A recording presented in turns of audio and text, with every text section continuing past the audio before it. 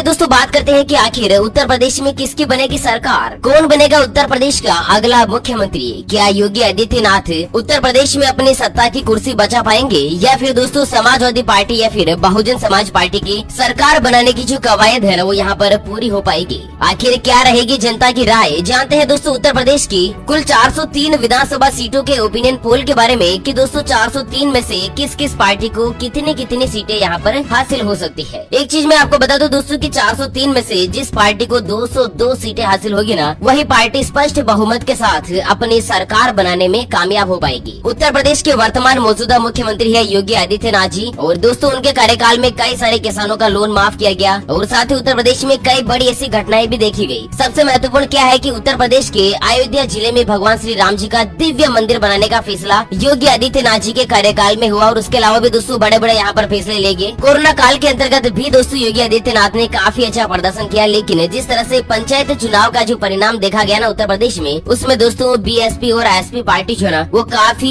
ज्यादा सीटें जीतने में कामयाब हो पाई। ऐसे में जानते हैं दोस्तों उत्तर प्रदेश में आने वाले विधानसभा चुनाव में आखिर योगी आदित्यनाथ जी अपनी सत्ता की कुर्सी बचा पाएंगे या दोस्तों नहीं। जानते हैं यहाँ पर एक एक करते हुए उत्तर प्रदेश के 403 सीटों के ओपिनियन पोल के बारे में। सबसे पहले शुरुआत करते हैं दोस्तों प्रयागराज जिले से। प्रयागराज जिसका नाम इलाहाबाद भी हुआ करता था, यहाँ पर दोस्तों विधानसभा की कुल 12 सीटें हैं और जनता की राय की बात की जाए तो दोस्तों 12 में से 10 सीटें भारतीय जनता पार्टी को मिल सकती है और वहीं समाजवादी पार्टी और बहुजन समाज पार्टी को एक एक सीट मिलती हुई नजर आ रही है। जी हाँ दोस्तों, प्रयागराज की सबसे बड़ी पार्टी जो बीजेपी बन सकती है।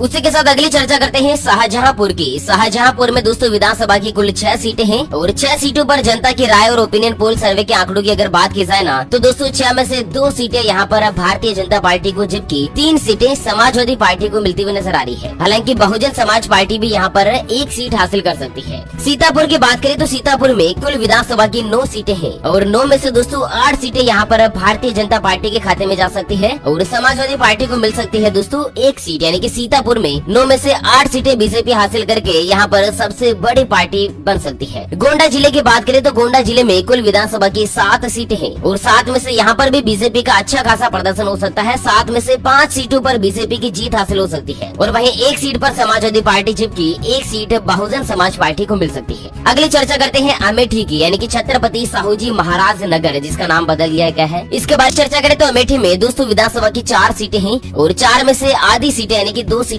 भारतीय जनता पार्टी को मिल सकती है जबकि बाकी बची 2 सीटें जो है ना वो दोस्तों समाजवादी पार्टी और बहुजन समाज पार्टी दोनों पार्टियों को क्रम से यहाँ पर हासिल हो सकती है। चलिए इसी के साथ दोस्तों अगली चर्चा करते हैं देवरिया जिले की। देवरिया जिले में दोस्तों विधानसभा की 7 सीटें हैं। यहाँ पर भी बीजेपी सबसे बड़ी पार्टी बन सकती है। 7 में से 5 सीटें जो है दोस्तों भारतीय जनता पार्टी के खाते में जा सकती है और बाकी बची 2 सीटों में से समाजवादी पार्टी और बहुजन समाज पार्टी दोनों पार्टियों को क्रमशः 1-1 सीट मिल सकती है। शाहजहांपुर की बात करें तो शाहजहांपुर में विधानसभा की कुल 6 सीटें हैं और 6 में से दोस्तों आधी सीटें यहाँ पर भी बीजेपी हासिल कर सकती है। 6 में से 3 सीटों पर भारतीय जनता पार्टी का कब्जा बन सकता है और बाकी की 3 सीटों में से दोस्तों 2 सीटें समाजवादी पार्टी को और वहीं 1 सीट बहुजन समाज पार्टी को मिल सकती है। बिजनौर विधानसभा की चर्चा करें तो बिजनौर में विधानसभा की कुल 8 सीटें हैं और 8 में से दोस्तों 5 सीटें भारतीय जनता पार्टी को, 1 सीट समाजवादी पार्टी को जबकि 1 सीट बहुजन समाज पार्टी को मिल सकती है और सबसे महत्वपूर्ण दोस्तों यहाँ पर 1 सीट जो है ना वो कांग्रेस पार्टी को भी हासिल हो सकती है। यानी कि दोस्तों उत्तर प्रदेश की कुल 59 सीटों की अपन ने चर्चा कर ली है और 59 में से अब तक मात्र 1 सीट जो है कांग्रेस पार्टी के खाते में जाती हुई नजर आई है। यानी कि कांग्रेस जो है ना वो दोस्तों मात्र 1 सीट पर 59 सीटों के अंतर्गत खाता खोल सकती है। महाराजगंज जिले की चर्चा करें तो दोस्तों महाराजगंज में कुल विधानसभा की 5 सीटें हैं और 5 में से दोस्तों 3 सीटों पर भारतीय जनता पार्टी और 2 सीटों पर समाजवादी पार्टी का कब्जा बन सकता है। बलिया जिले में दोस्तों विधानसभा की 7 सीटें हैं और यहाँ पर 7 सीटों के अगर ओपिनियन पोल की बात करें ना तो दोस्तों 7 में से 5 सीटें भारतीय जनता पार्टी को हासिल हो सकती है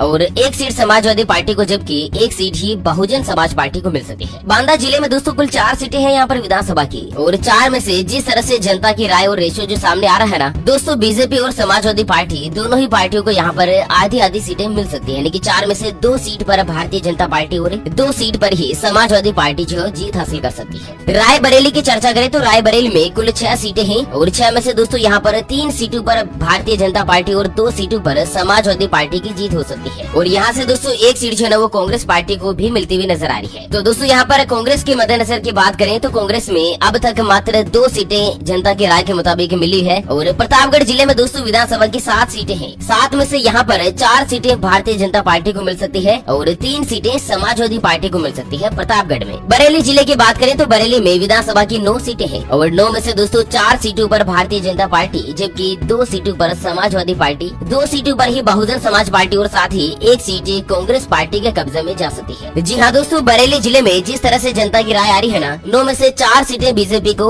2 सीटें समाजवादी पार्टी और बहुजन समाज पार्टी को जबकि 1 सीट कांग्रेस पार्टी को मिल सकती है। भदोही जिले की अगर बात करें ना तो भदोही में दोस्तों विधानसभा की 3 सीटें हैं और यहाँ पर 3 सीटों में दोस्तों सभी पार्टियों को बराबर रेशो 1-1 सीट मिलती हुई नजर आ रही है। बीजेपी को 1 सीट, समाजवादी पार्टी को 1 सीट जबकि बहुजन समाज पार्टी को भी यहाँ पर 1 सीट मिल सकती है। बलरामपुर विधानसभा में दोस्तों कुल 4 सीटें हैं और यहाँ पर बीजेपी और समाजवादी पार्टी दोनों ही सीटें आधी हासिल कर सकती है। बलरामपुर की 4 सीटों में से 2 सीटें भारतीय जनता पार्टी को जबकि 2 सीटें समाजवादी पार्टी को मिल सकती है। चित्रकूट की बात करें तो चित्रकूट में दोस्तों कुल विधानसभा की 2 सीटें हैं और जिस तरह से यहाँ पर जनता का जो रेशो सामने आ रहा है ना, आप खुद जानकर हैरान रह जाएंगे दोस्तों की पूरी सीटें भारतीय जनता पार्टी जो हासिल कर सकते हैं, यानी कि पूरी 2 सीटें बीजेपी को मिल सकती है। आजमगढ़ जिले की चर्चा करें तो आजमगढ़ में विधानसभा की कुल 10 सीटें हैं और 10 सीटों में दोस्तों यहाँ पर बीजेपी को इतना खास समर्थन नहीं मिलता हुआ नजर आ रहा है। 10 में से दोस्तों 1 सीट भारतीय जनता पार्टी को जबकि 9 सीटें यहाँ पर समाजवादी पार्टी को मिल सकती है। जौनपुर की बात करें दोस्तों, जौनपुर में विधानसभा की कुल 9 सीटें हैं। जौनपुर जो है ना वो दोस्तों उत्तर प्रदेश का सबसे ज्यादा गुंडा राज वाला जिला है। जौनपुर और इसी के साथ दोस्तों एक और जिला है मिर्जापुर। ये दोनों जिले उत्तर प्रदेश में भाईगिरी वाले ज्यादा जिले हैं। यहाँ पर जो भाई लोग होते हैं ना, जो डॉन होते हैं, वो ज्यादा रहते हैं। बात करें जौनपुर की दोस्तों विधानसभा की 9 सीटों की तो 9 में से 4 सीटें यहाँ पर भारतीय जनता पार्टी हासिल कर सकती है, 3 सीटें समाजवादी पार्टी हासिल कर सकती है जबकि बहुजन समाज पार्टी और कांग्रेस पार्टी दोनों ही यहाँ पर आपस में 1-1 सीट अपने खाते में लेती हुई नजर आ रही है। कुशीनगर जिसे पडरौना जिला बोलते हैं, कुशीनगर में दोस्तों विधानसभा की 7 सीटें हैं और 7 में से यहाँ पर बीजेपी को 5 सीटें मिल सकती है और समाजवादी पार्टी और बहुजन समाज पार्टी को क्रमशः 1-1 सीट मिलती हुई नजर आ रही है। चंदौली विधानसभा में कुल 4 सीटें हैं और 4 में से 2 सीटों पर भारतीय जनता पार्टी, 1 सीट पर समाजवादी पार्टी जबकि 1 सीट पर ही बहुजन समाज पार्टी का कब्जा बन सकता है चंदौली में। फिरोजाबाद की बात करें दोस्तों, मुस्लिम बहुल जिला है और यहाँ पर विधानसभा की कुल 5 सीटें हैं। 5 में से दोस्तों 2 सीटों पर फिरोजाबाद में भारतीय जनता पार्टी जीत हासिल कर सकती है और 2 सीटें ही समाजवादी पार्टी को मिल सकती है जबकि बहुजन समाज पार्टी और कांग्रेस पार्टी यहाँ पर शायद ही 1 आध सीट हासिल कर सके, लेकिन 1 सीट दोस्तों किसी अन्य पार्टी के खाते में जाती हुई भी नजर आ रही है। अम्बेडकर जिले में दोस्तों विधानसभा की 5 सीटें हैं। 5 में से यहाँ पर बीजेपी सबसे पिछड़ी हुई स्थिति में रह सकती है। 5 में से 1 सीट पर भारतीय जनता पार्टी जबकि दोस्तों 2 सीटें समाजवादी पार्टी को और साथ ही 2 सीटें ही बहुजन समाज पार्टी को मिल सकती है। उन्नाव जिले की चर्चा करें तो उन्नाव जिले में विधानसभा की कुल 6 सीटें हैं। 6 सीटों पर जनता की राय के मुताबिक दोस्तों बीजेपी को यहाँ पर 1 सीट मिलती हुई नजर आ रही है। 3 सीटें दोस्तों समाजवादी पार्टी को मिलती हुई नजर आ रही है जबकि बहुजन समाज पार्टी और कांग्रेस पार्टी को क्रमशः 1-1 सीट मिल सकती है। अगली बात करें दोस्तों उत्तर प्रदेश के झांसी जिले की। जी हाँ, आपने वो कहावत तो सुनी होगी, खूब लड़ी मर्दानी वह तो झांसी वाली रानी थी। जी हाँ दोस्तों, झांसी जिले में पूरे विश्व की अगर वीरांगनाओं का सदृश्य चित्रण वर्णन की अगर बात की जाए तो दोस्तों उत्तर प्रदेश का झांसी जिला सबसे टॉप नंबर पर आता है। झांसी में विधानसभा की कुल 4 सीटें हैं और 4 में से 4 ही सीटें यहाँ पर बीजेपी को मिल सकती है, भारतीय जनता पार्टी को हासिल हो सकती है। कौशाम्बी जिले की बात करें तो यहाँ पर विधानसभा की 3 सीटें हैं और दोस्तों 3 में से 1 सीट भारतीय जनता पार्टी को जबकि 2 सीटें समाजवादी पार्टी को मिल सकती है। चलिए कानपुर नगर की बात करें तो कानपुर नगर में विधानसभा की 10 सीटें हैं और 10 में से दोस्तों 8 सीटें भारतीय जनता पार्टी को जबकि 1 सीट समाजवादी पार्टी को मिल सकती है और साथ ही दोस्तों 1 सीट कांग्रेस पार्टी को मिल सकती है। कानपुर नगर में दोस्तों सबसे ज्यादा सीटें बीजेपी को ही मिल सकती है, 10 में से 8 सीटें। बाराबंकी जिले में कुल 6 सीटें हैं और यहाँ पर 6 में से 3 सीटें बीजेपी को और 2 सीटें समाजवादी पार्टी को मिल सकती है। बहुजन समाज पार्टी की बात करें तो दोस्तों 6 में से 1 सीट यहाँ पर बीएसपी को मिलती हुई नजर आ रही है। संत कबीर नगर में दोस्तों विधानसभा की 3 सीटें हैं और 3 में से 2 सीटों पर यहाँ पर बीजेपी और 1 सीट पर समाजवादी पार्टी की जीत हासिल हो सकती है। संबल जिसे भीम नगर का नाम दिया गया है, संबल की बात करें तो विधानसभा की 4 सीटें हैं और यहाँ पर बीजेपी और समाजवादी पार्टी दोनों ही आधी सीटें हासिल कर सकती है। 4 में से 2 सीटें बीजेपी को और 2 सीटें समाजवादी पार्टी को मिल सकती है। चलिए अगली बात करते हैं अमरोहा जिले की, जिसे जेपी नगर भी नाम दिया गया है। यहाँ पर भी दोस्तों विधानसभा की 4 सीटें हैं। 4 में से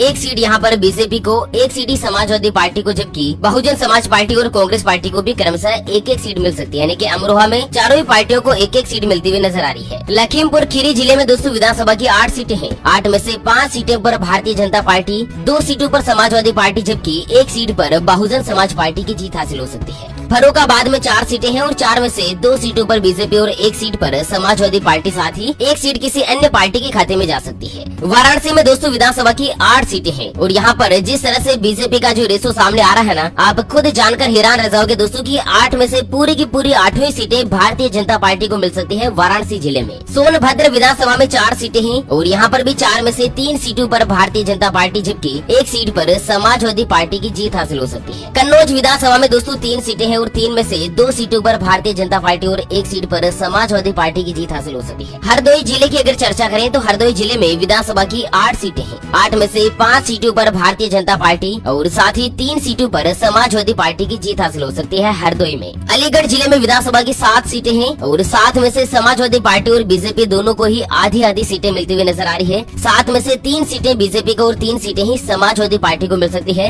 एक सीट बहुजन समाज पार्टी को मिलती हुई नजर आ रही है। कानपुर देहात की अगर चर्चा करें तो यहाँ पर विधानसभा की कुल 4 सीटें हैं और 4 में से दोस्तों पूरी की पूरी चारों ही सीटें यहाँ पर भारतीय जनता पार्टी को मिलती हुई नजर आ रही है। चलिए इसी के साथ बात करते हैं दोस्तों बागपत जिले की। बागपत जिले में विधानसभा की 3 सीटें हैं और 3 में से एक एक सीट बीजेपी, समाजवादी पार्टी और बहुजन समाज पार्टी, तीनों ही पार्टियों को क्रमशः दोस्तों एक एक सीट मिल सकती है। फैजाबाद विधानसभा में कुल 5 सीटें हैं और 5 में से यहाँ पर 2 सीटें भारतीय जनता पार्टी के खाते में जा सकती है, 2 सीटें ही समाजवादी पार्टी के खाते में जा सकती है, जबकि एक सीट पर बहुजन समाज पार्टी की जीत हासिल हो सकती है। और इसी के साथ दोस्तों अगली चर्चा करते हैं उत्तर प्रदेश के सिद्धार्थनगर जिले की। सिद्धार्थनगर में कुल विधानसभा की 5 सीटें हैं और 5 सीटों पर अगर जनता की राय और ओपिनियन पोल की बात की जाए तो दोस्तों भारतीय जनता पार्टी को 5 में से 3 सीटें और 2 सीटों पर समाजवादी पार्टी की जीत हासिल हो सकती है। मुरादाबाद के अंतर्गत दोस्तों विधानसभा की 6 सीटें हैं। जानते हैं 6 सीटों के ताजा ओपिनियन पोल के बारे में और उसके बाद बाकी बचे जिलों के साथ ही दोस्तों अंत में चर्चा करेंगे कि आखिर उत्तर प्रदेश में किसकी बन सकती है सरकार, कौन उत्तर प्रदेश का अगला मुख्यमंत्री बन सकता है। तो दोस्तों मुरादाबाद की 6 सीटों में से एक सीट पर बीजेपी, 2 सीटों पर समाजवादी पार्टी और 2 सीटों पर ही बहुजन समाज पार्टी का कब्जा बन सकता है और यहाँ से दोस्तों एक आध सीट जो है ना वो कांग्रेस पार्टी को भी हासिल हो सकती है। वहीं अगली चर्चा करते हैं मुजफ्फरनगर जिले की। मुजफ्फरनगर में दोस्तों यहाँ पर कुल 6 सीटें हैं। 6 में से एक सीट पर बीजेपी, 3 पर समाजवादी पार्टी और एक एक सीट बहुजन समाज पार्टी और कांग्रेस पार्टी को मिल सकती है। गौतम बुद्ध नगर में दोस्तों कुल 3 सीटें हैं और 3 में से बीजेपी, समाजवादी पार्टी और बहुजन समाज पार्टी, तीनों ही पार्टियों को दोस्तों यहाँ पर एक एक सीट मिलती हुई नजर आ रही है। मैनपुरी जिले में दोस्तों 4 सीट है और 4 में से भारतीय जनता पार्टी और समाजवादी पार्टी दोनों ही दोस्तों पार्टियों को 2-2 सीटें मिल सकती है। आधा आधा समर्थन दोनों को मिल सकता है। मिर्जापुर जिला जो कि दोस्तों उत्तर प्रदेश का सबसे ज्यादा यहाँ पर भाईगिरी वाला जिला है, जिसके ऊपर एक वेब सीरीज भी बनी थी मिर्जापुर के नाम से, जो कि काफी ज्यादा फेमस हुई थी। उसके बहुत सारे पार्ट थे। मिर्जापुर में दोस्तों विधानसभा की 5 सीटें हैं। 5 में से 3 सीटों पर भारतीय जनता पार्टी और 2 सीटों पर समाजवादी पार्टी की जीत हासिल हो सकती है। ललितपुर जिले में दोस्तों विधानसभा की कुल 2 सीटें हैं। 2 में से समाजवादी पार्टी को 1 सीट और 1 सीट ही बहुजन समाज पार्टी को मिल सकती है। सुल्तानपुर जिले में दोस्तों कुल 5 सीटें हैं और यहाँ पर 5 में से 4 सीटें समाजवादी पार्टी को और 1 सीट बहुजन समाज पार्टी को मिल सकती है। आपको बता दें सुल्तानपुर की सभी 5 सीटों में से बीजेपी को यहाँ पर 0 सीट मिलती हुई नजर आ रही है। औरैया जिले में दोस्तों कुल 3 सीटें हैं और 3 में से सभी पार्टियों को दोस्तों 1-1 सीट मिल सकती है। बीजेपी को, समाजवादी पार्टी को, बहुजन समाज पार्टी को, तीनों को। हमीरपुर विधानसभा में कुल दोस्तों 2 सीटें हैं और यहाँ पर 2 में से बीजेपी और समाजवादी पार्टी दोनों को ही 1-1 सीट जो है यहाँ से हासिल हो सकती है। श्रावस्ती जिले में कुल 2 सीटें हैं और 2 में से यहाँ पर दोनों ही सीटें जो है वो बीजेपी को मिल सकती है। चलिए अगली चर्चा करते हैं लखनऊ की। जी हाँ दोस्तों, उत्तर प्रदेश की राजधानी लखनऊ जिले में कुल विधानसभा की 9 सीटें हैं। 9 में से 6 सीटों पर यहाँ पर भारतीय जनता पार्टी की जबरदस्त जीत हासिल हो सकती है और बाकी समाजवादी पार्टी, बहुजन समाज पार्टी और कांग्रेस पार्टी, सभी पार्टियों को दोस्तों आपस में 1-1 सीट यहाँ से मिलती हुई नजर आ रही है। गोरखपुर विधानसभा की बात करें तो यहाँ पर कुल दोस्तों विधानसभा की 9 सीटें हैं और यहाँ पर जिस तरह से जो जनता की राय सामने आ रही है ना गोरखपुर की, दोस्तों आप खुद जानकर हैरान रह जाओगे कि 9 में से पूरी की पूरी 9 ही सीटें जो है दोस्तों बीजेपी को मिल सकती है। और इसी के साथ अगली चर्चा करते हैं उत्तर प्रदेश के बस्ती जिले की। बस्ती जिले में कुल विधानसभा की 5 सीटें हैं। 5 में से 3 सीटों पर बीजेपी और 1-1 सीट जो है समाजवादी पार्टी और बहुजन समाज पार्टी को मिलती हुई नजर आ रही है। मेरठ जिले में दोस्तों कुल 7 सीटें हैं और 7 में से 4 सीटों पर बीजेपी, 2 सीटों पर पर समाजवादी पार्टी, जबकि एक सीट बहुजन समाज पार्टी को मिलती हुई नजर आ रही है। अगली चर्चा करते हैं फतेहपुर की। फतेहपुर जिले में विधानसभा की 6 सीटें हैं। 6 में से दोस्तों यहाँ पर जिस तरह से जनता की राय का रिसवा आ रहा है ना दोस्तों, बीजेपी के खाते में 2 सीट, समाजवादी पार्टी के खाते में 1 सीट, जबकि बहुजन समाज पार्टी के खाते में 2 सीटें मिलती हुई नजर आ रही है। यहाँ से दोस्तों एक आध सीट जो है कांग्रेस पार्टी को या अन्य पार्टी को किसी को भी मिल सकती है। बहराइच विधानसभा में दोस्तों कुल जो है यहाँ पर 7 सीटें हैं और 7 में से 4 सीटों पर बीजेपी की जबरदस्त जीत हासिल हो सकती है बहराइच के अंतर्गत, और बाकी बची 3 सीटों में से समाजवादी पार्टी, बहुजन समाज पार्टी और कांग्रेस तीनों को दोस्तों एक एक सीट मिल सकती है। गाजियाबाद में कुल 5 सीटें हैं और 5 में से 3 सीटों पर भारतीय जनता पार्टी और एक एक सीट समाजवादी पार्टी और बहुजन समाज पार्टी को मिल सकती है। अगली चर्चा करते हैं शामली जिले की, जिसे प्रबुद्ध नगर नाम भी दिया गया है। तो यहाँ पर विधानसभा की 3 सीटें हैं और 3 में से 2 सीटों पर बीजेपी और 1 सीट पर समाजवादी पार्टी जो है वो दोस्तों जीत हासिल कर सकती है। गाजीपुर विधानसभा में कुल 7 सीटें हैं और 7 में से दोस्तों यहाँ पर 4 सीटों पर भारतीय जनता पार्टी की जीत हासिल हो सकती है और बाकी की 3 सीटें एसपी, बीएसपी और कांग्रेस पार्टी तीनों को क्रमशः मिल सकती है। मथुरा जिला जो कि भगवान श्री कृष्ण की नगरी है, मथुरा में दोस्तों विधानसभा की 5 सीटें हैं। 5 में से 4 सीटों पर बीजेपी और 1 सीट पर समाजवादी पार्टी जो यहाँ से जीत हासिल कर सकती है। बुलंदशहर की बात करें तो बुलंदशहर में विधानसभा की कुल 7 सीटें हैं। 7 में से 5 सीटों पर भारतीय जनता पार्टी, 1 सीट पर समाजवादी पार्टी, जबकि 1 सीट पर ही बहुजन समाज पार्टी की जीत मिल सकती है। जालौन विधानसभा की अगर बात करें तो जालौन में कुल 203 सीटें हैं और 3 में से बीजेपी, एसपी और बीएसपी तीनों ही पार्टियों को बराबर बराबर एक एक सीट मिल सकती है। महोबा विधानसभा में 2 सीटें हैं और 2 में से 1 सीट बीजेपी को और 1 सीट समाजवादी पार्टी के खाते में जा सकती है। हाथरस विधानसभा में कुल 3 सीटें हैं। हाथरस में दोस्तों एक गैंगरेप वाला कांड हुआ था ना अभी हाल ही के कुछ दिनों में, तो यहाँ की 3 विधानसभा सीटों की अगर ओपिनियन पोल और जनता की राय की स्थिति की चर्चा करें तो दोस्तों एक एक सीट तो बीजेपी और समाजवादी पार्टी को मिल सकती है, जबकि 1 सीट यहाँ पर कांग्रेस पार्टी को मिलती हुई नजर आ रही है। हापुड़ विधानसभा जिसे पंचशील नगर भी कहा जाता है, तो यहाँ पर विधानसभा की कुल 3 सीटें हैं और 3 में से बीजेपी, समाजवादी पार्टी और बहुजन समाज पार्टी तीनों ही पार्टियों को क्रमशः एक एक सीट मिलती हुई नजर आ रही है। रामपुर विधानसभा में कुल 5 सीटें हैं और 5 में से पूरी की पूरी 5 ही सीटें दोस्तों यहाँ पर भारतीय जनता पार्टी को मिलती हुई नजर आ रही है। कांसीराम नगर यानी कि कासगंज की बात करें तो दोस्तों यहाँ पर विधानसभा की 3 सीटें हैं। 3 में से 2 सीटों पर भारतीय जनता पार्टी, जबकि 1 सीट पर समाजवादी पार्टी की जीत हासिल हो सकती है। आगरा जिले की चर्चा करें तो आगरा जिले में विधानसभा की कुल 9 सीटें हैं। 9 में से दोस्तों बीजेपी और समाजवादी पार्टी दोनों को बराबर बराबर आधी आधी सीटें मिल सकती है। 4-4 सीटों पर बीजेपी और एसपी का कब्जा हो सकता है, जबकि 1 सीट बीएसपी के खाते में जा सकती है। पीलीभीत में कुल 4 सीटें हैं और 4 में से 3 पर बीजेपी और 1 पर समाजवादी पार्टी की जीत मिल सकती है। एटा जिले में दोस्तों कुल 4 सीटें हैं और यहाँ पर भी 1 सीट पर बीजेपी और 3 सीटों पर समाजवादी पार्टी की जीत हासिल हो सकती है। सहारनपुर विधानसभा में दोस्तों कुल 7 सीटें हैं और 7 में से 2 सीटों पर बीजेपी और 3 सीटों पर समाजवादी पार्टी के साथ ही दोस्तों 1 सीट पर एक बहुजन समाज पार्टी की जीत मिल सकती है। और इसी के साथ सबसे अंत में चर्चा करते हैं उत्तर प्रदेश के इटावा जिले की। इटावा जिले में दोस्तों कुल विधानसभा की 3 सीटें हैं और 3 में से यहाँ पर 2 सीटों पर बीजेपी और 1 सीट पर समाजवादी पार्टी की जीत हासिल हो सकती है। तो इस तरह से दोस्तों अपन ने उत्तर प्रदेश अगर विधानसभा की जनता की राय और ओपिनियन पोल आंकड़ों की बात करें ना तो दोस्तों कुल 403 विधानसभा की सीटों में से 224 सीटों पर फिलहाल बीजेपी की जीत हासिल होती हुई नजर आ रही है। और इसके बाद सबसे बड़ी पार्टी जो है दोस्तों समाजवादी पार्टी बन सकती है, जिसको लगभग 115 से लेकर 120 सीटें हासिल हो सकती है। बीएसपी और कांग्रेस को क्रमशः 43 और 15 सीटें जो है दोस्तों मिलने का अनुमान जताया जा रहा है। कुल मिलाकर एक बार फिर से भारतीय जनता पार्टी की सरकार बन सकती है यूपी में और दोस्तों योगी आदित्यनाथ जी यहाँ के मुख्यमंत्री एक बार फिर से मनोनीत किए जा सकते हैं। वैसे यूपी के बारे में आपकी क्या राय है दोस्तों, आप अपनी राय और विचार हमें वीडियो के नीचे कमेंट बॉक्स में जरूर बताएगा। तो फिलहाल के लिए वीडियो को यहीं पर देते हैं विराम, फिर से होंगे हाजिर एक और नई और ताजा तरीन ब्रेकिंग न्यूज हेडलाइंस के साथ। तब तक के लिए जय हिंद, जय भारत, वंदे मातरम।